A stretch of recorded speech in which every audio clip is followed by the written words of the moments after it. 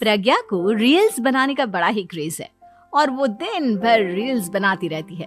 खाते पीते घूमते फिरते घर में कॉलेज में रील्स बनाने के कारण प्रज्ञा पूरे कॉलेज में हाईलाइटेड है। जहां उसकी रील्स सभी को पसंद आते हैं, वहीं मनीषा चिंता में डूबी रहती है। एक रोज जब खाते हुए प्रज्ञा रील्स बना रही होती है, तब मनीषा कहती है, 1 मिनट भी चैन नहीं है इस लड़की को। ये नहीं कि खाना तो आराम से खा ले, लेकिन नहीं, अरे थोड़ी देर रील्स नहीं बनाओगी तो आसमान नहीं टूट पड़ेगा। अरे मम्मी, इसी को तो कहते हैं डिटर्मिनेशन। तुम नहीं समझोगी ये सब। भगवान, इस लड़की को सद्बुद्धि दे। जब देखो तब टेढ़ा बाका मुंह बनाती रहती है। सब ठीक ही कहते हैं, प्रज्ञा की शादी कर देनी चाहिए। अपने घर के काम काज में व्यस्त हो जाएगी तो खुद ही ये रील्स और नाच गाना बंद हो जाएगा।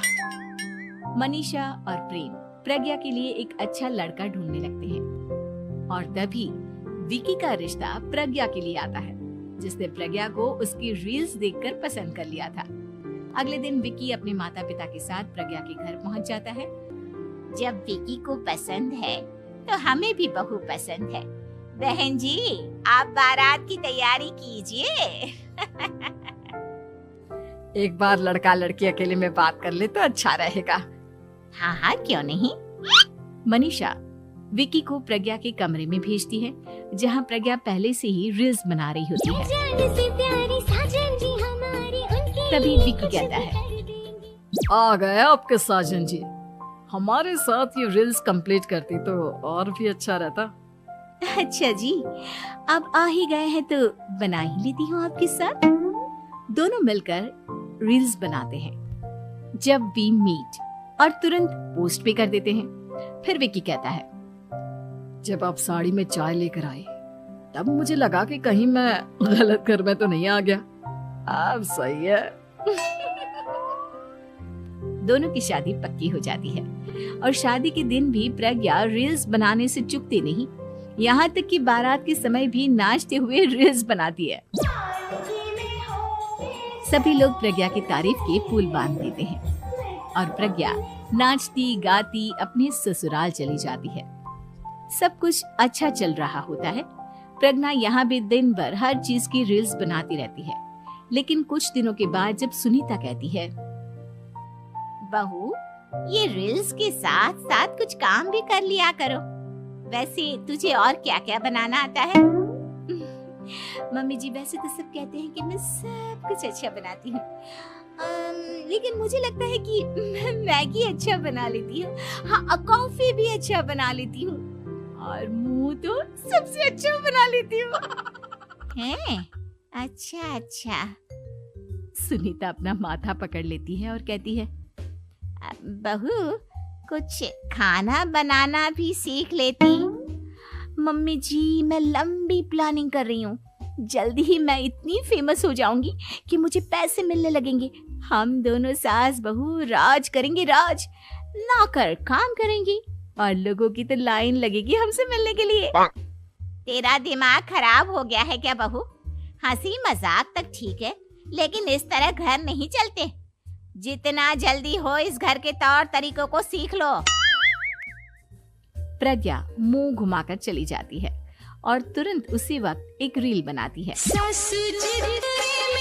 ये देख सुनीता का गुस्सा 7वें आसमान पर चला जाता है और विकी के घर आती ही सुनीता उसे सब कुछ बताती है।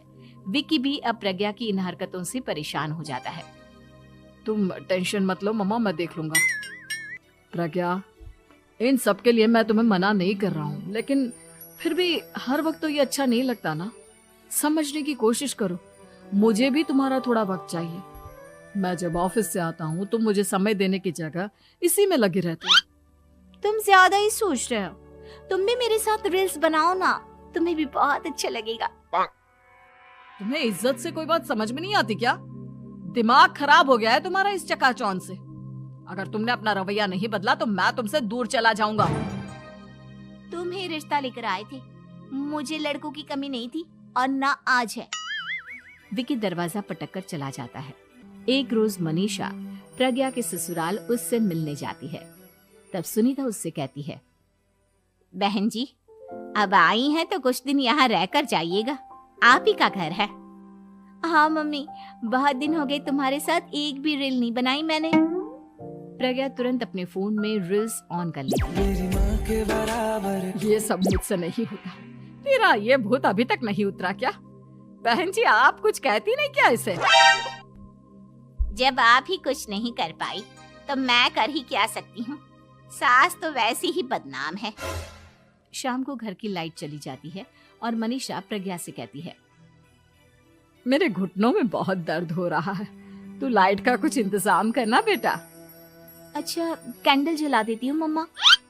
प्रज्ञा गाते हुए कैंडल जलाती है और खिड़की के पर्दे के पास रख देती है। मनीषा, जिसे बहुत दर्द हो रहा है, वो सो जाती है और प्रज्ञा हमेशा की तरह अपने रील्स में लग जाती है। उधर कैंडल की वजह से पर्दा आग पकड़ लेता है और मनीषा के कमरे में आग लग जाती है। बचाओ, कोई है, बचाओ। सभी भागते हैं और विकी कमरे की आग बुझाने में लग जाता है, लेकिन तब तक मनीषा आधी जल चुकी थी। मनीषा की हालत देख प्रज्ञा रोने लगती है। विकी मनीषा को तुरंत हॉस्पिटल ले जाता है और उसे एडमिट कराता है। विकी प्रज्ञा से कहता है, देख लिया ना, तुम्हारे इस नाच गाने की वजह से आज तुम्हारी माँ की जान जाते जाते रह गई। अब पता नहीं तुम और क्या चाहती हो। उधर डॉक्टर कहते हैं, इनकी हालत बहुत नाजुक है, आधे से ज्यादा जल चुकी है। प्रज्ञा रोती हुई मंदिर में जाती है और भगवान के आगे जाकर कहती है, भगवान, मेरी माँ को ठीक कर दो। मैं कसम खाती हूँ हाथ से ये रील्स बनाना छोड़ दूंगी। बस मुझे मेरी माँ वापस मिल जाए। 2 दिन बीत जाते हैं और मनीषा खतरे से बाहर आ जाती है। पेशेंट अब ठीक है, आप लोग उनसे मिल सकते हो। सब कोई मनीषा से मिलता है और प्रज्ञा सबके सामने अपना फोन तोड़ देती है। मुझे माफ कर दो मम्मा, मैंने तुम लोगों की बातों को नजरअंदाज किया। बेटा, कोई भी चीज जरूरत से ज्यादा खराब है। मैंने तुम्हें रील्स बनाने से कभी मना नहीं किया, लेकिन हर वक्त एक ही चीज तो सही नहीं है। मैं समझ गई हूँ मम्मा, आई एम सॉरी। प्रज्ञा उस दिन से रील्स बनाना छोड़ देती है और पूरी तरह से अपने घर में लग जाती है।